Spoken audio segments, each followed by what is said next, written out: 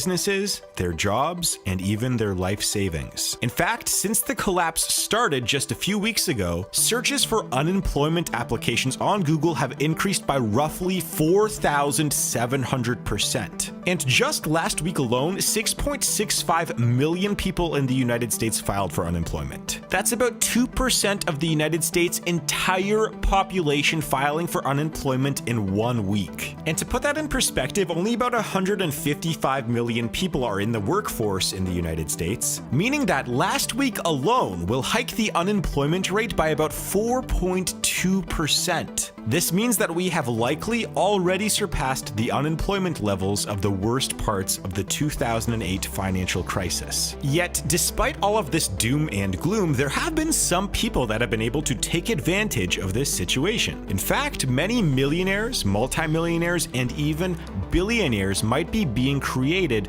right in front of our very eyes. So, who are these people? And could you do anything right now to help bolster your financial future? Well, let's start off by asking ourselves, why do some businesses go through a boom during a crisis? A perfect example of this is actually McDonald's during the financial crisis of 2008. You see, during those years of 2008 and 2009, as businesses were collapsing, unemployment was nearing 10%, and millions of people were losing their jobs, McDonald's actually saw an increase in revenue and profits by about 4.5% per year. So why did this happen? Well, think about it. When millions of people have their incomes drastically reduced, they look for ways to cut costs in order to survive, one of which is food. And in 2008, McDonald's had a pretty long list of items on its dollar menu, meaning that it was cheaper in many cases for a family to go and buy food from McDonald's for just a few dollars than it was to get fresh food from a grocery store. And this is just one example of a business that was in the right place at the right time that took advantage of a recession.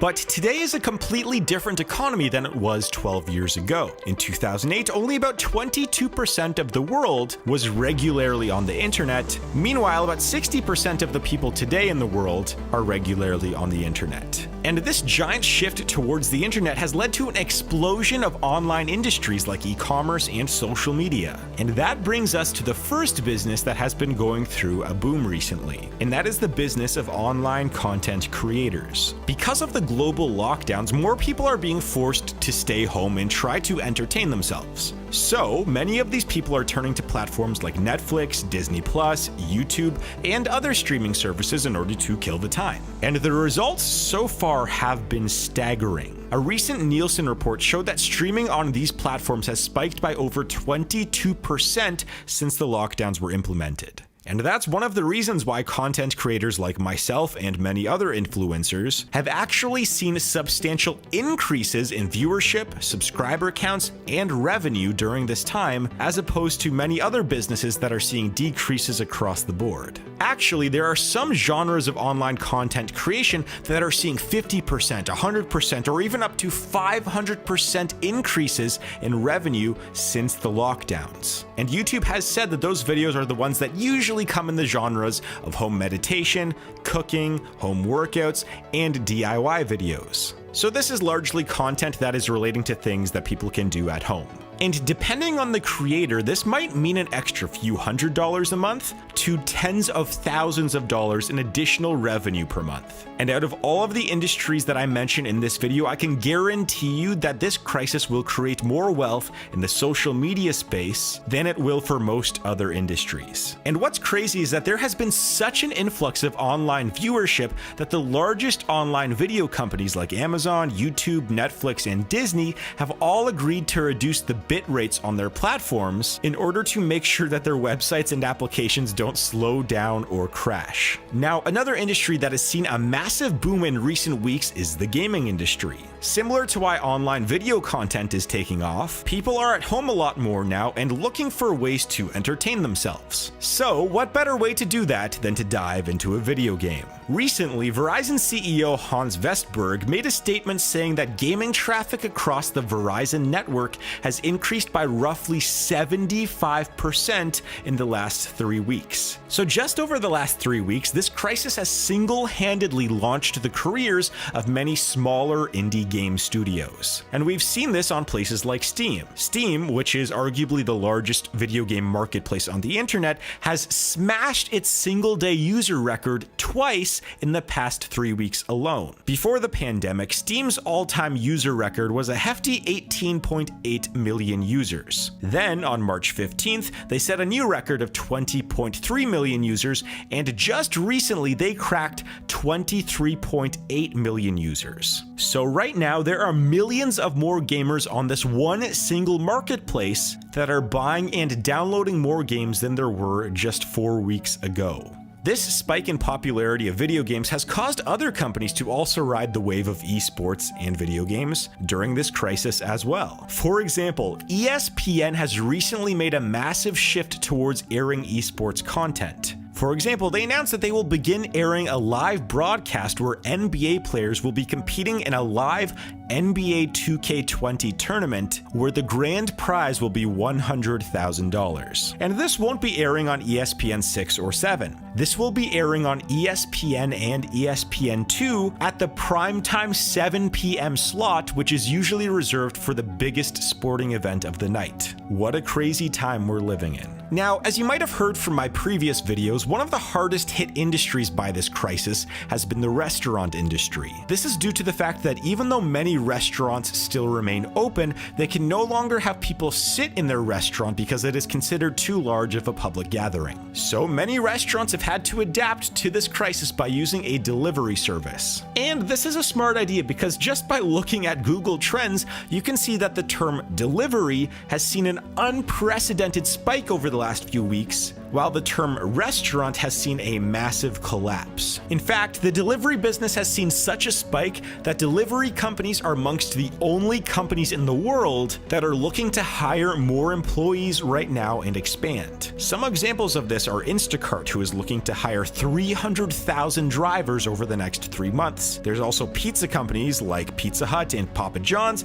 who are looking to hire tens of thousands of delivery drivers. And of course, there is Amazon, who is looking to hire 100,000 warehouse workers and drivers over the next several months. Now, as I was doing research for this video, I was looking over what these industries, like social media, gaming, and delivery, all have in common. One of which is that these are just by chance the industries that I have been heavily involved in over the last 4 years, as many of you longtime subscribers may have noticed, so times have luckily been pretty good for me recently, which is a weird feeling considering that I personally know so many people that are struggling right now. But another thing is that all of these industries are all internet-based industries that have been growing at a rate of at least 25% per year over the last decade, even before this pandemic started. And that is why what I believe that this crisis is really doing is speeding up the Amazonification of the economy. What I mean by that is that even when life returns back to normal, there will still likely be a giant chunk of the population who will never go back to retail stores. They will only be ordering delivery from now on, and will be watching more online video content and playing more video games than before. And what this means is, unfortunately, many brick and mortar business owners will be hurting a lot even after the lockdowns are lifted.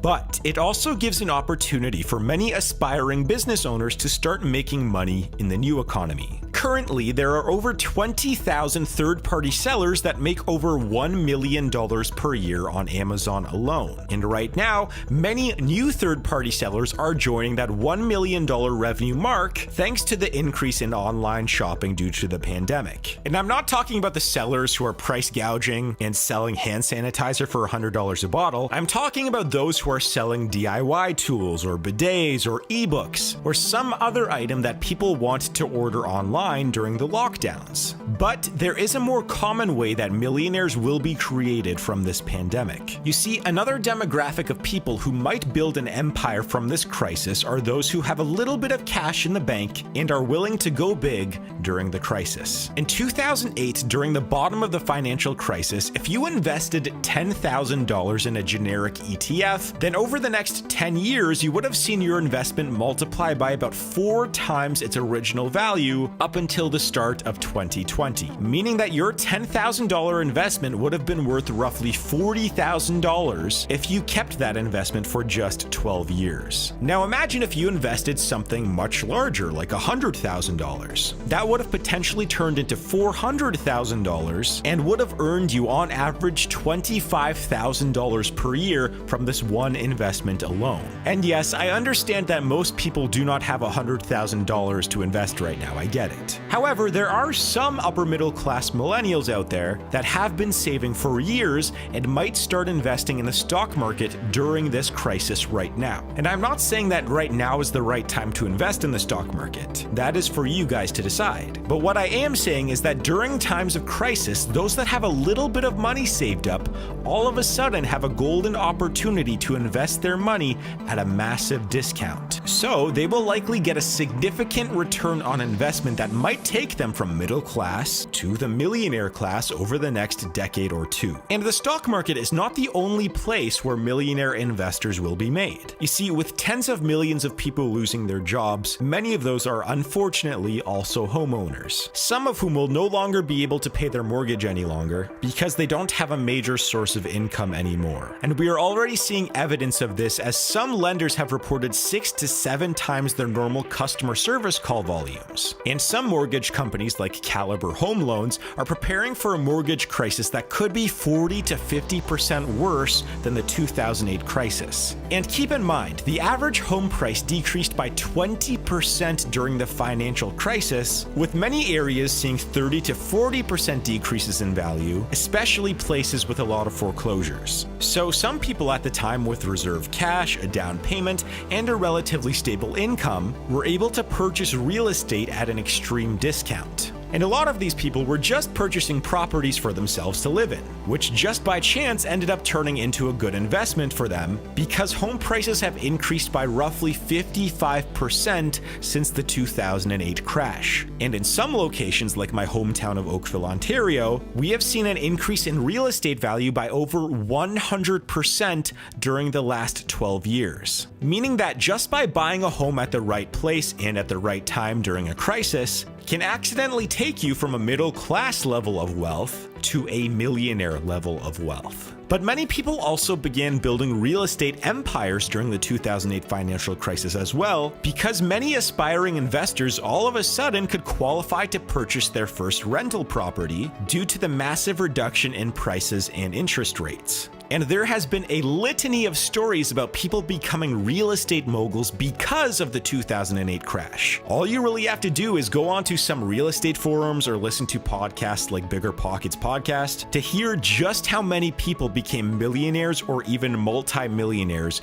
because of the 2008 crash. So I have covered many of the key industries that will end up turning some people into millionaires, multimillionaires, or maybe even billionaires. Now I'd like to ask you guys, what are your financial plans for this crisis? And what do you think is going to happen to certain industries during this time? Let me know in the comments down below. We also just hit 150,000 subscribers, so I'd like to thank each and every one of you. And if you liked this video, please leave a like and check out my documentaries playlist if you want to see more videos just like this. So make sure to click on that playlist, and I will see you guys in a few seconds.